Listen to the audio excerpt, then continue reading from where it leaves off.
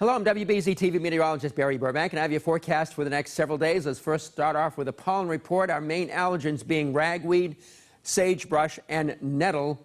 And it looks like the levels of pollen over the next few days will be generally in the moderate range, not that high. We'll keep you posted on that. But this is ragweed season, and ragweed continues probably through the end of the month. Well, as far as 90-degree days so far this year, most all of them happened in July, and we had 12 of them.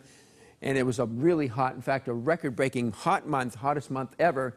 July, August, we've had 2.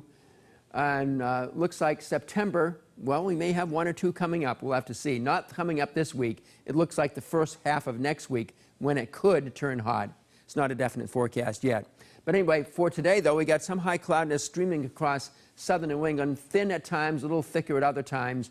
And we'll have the same story coming up for tomorrow, maybe a little thicker tomorrow, especially in the morning as this sort of rolls in here from the west and from the Midwest and produces maybe an isolated sprinkle or light shower tomorrow, just a chance of that. But today there'll be no rain at all as we go to 75 to 77 degrees for high temperatures. The west-southwest breeze will become a little more west-northwest later in the day, but no more than 5 to 15 miles an hour. There's hot weather across the southern United States, especially the southern plains, which will be approaching the century mark in spots there. And some of this hot weather is going to be propelled northeastward, and we will probably get some of that. At least that's the way it looks right now. Again, the first half of next week. Meantime, we have a tropical storm out in the Atlantic, way out there. It's Gabrielle, and not going to do much. We don't have to worry about that storm at all. It'll stay out there, not threaten the United States.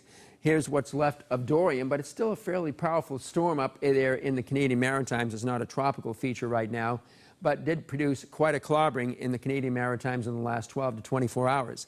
This system in the Midwest producing some showers and a few thunderstorms. A lot of that is going to weaken as it comes east-southeastward, but a lot of its cloudiness will still be around tomorrow.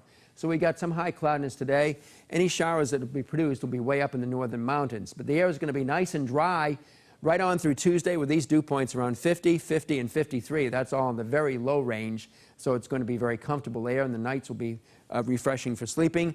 But we get to Wednesday, though, there's a spike up. So first part of Wednesday afternoon, it'll be already up to 66. So we'll feel the sticky air on Wednesday and into early Thursday. Then it'll dry out after that. Wave heights today now, as seen by the buoys and reported by the buoys, running 4 to 6 feet for the most part. So that's really way down from what it was yesterday when it was exceeding 10 feet. Nevertheless, there are still some swells in there, the large enough waves to produce a risk of rip currents. So we have to watch out for that for the rest of this day. The Sox, well, they got 2 games left with the Yankees this year. One of them tonight, the 8:05 game. First pitch around the upper 60s. Tomorrow evening's game's a little bit cooler. First pitch will be temperature around low to middle 60s. In terms of the game at Gillette Stadium, of course, kickoff of the season there, and that kickoff time, it'll be around 64 degrees, partly cloudy. Before that, of course, tailgating weather should be just fine. Late afternoon temperatures in the 70s falling as we get into the early evening. Halftime of the game down to 61, and fourth quarter down to about 58 degrees. So low temperatures tonight will be back down in the upper 40s and lower 50s. Another very comfortable night. High temperatures tomorrow will be lower than today. There'll probably be a sea breeze along the coast, so it's only going to be 66 or 67 there, while inland areas will be getting up to about 70 to 72.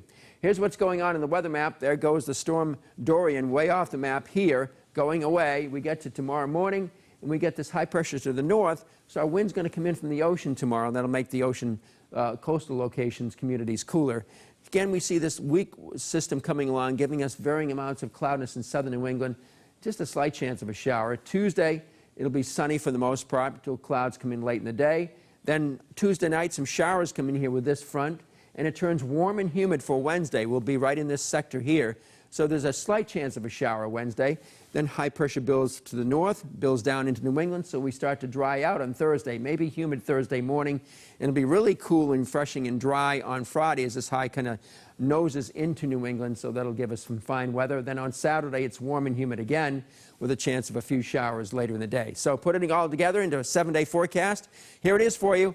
Looks like tomorrow, varying amounts of clouds and cooler than today, especially at the coast where it's in the upper 60s. Highs in the low 70s Tuesday, but again at the coast, cooler because of a sea breeze. Muggy, and looks like maybe most of the showers coming in Tuesday night, but most of Wednesday it'll be muggy and into early Thursday, drying out. Friday looks cool and dry and essentially sunny. but then it gets more humid on Saturday. And as I mentioned, the first half of next week, there may be some hot weather. So some places in New England, including Boston, could be over 90 degrees. That's your forecast for now. Have a nice rest of the weekend.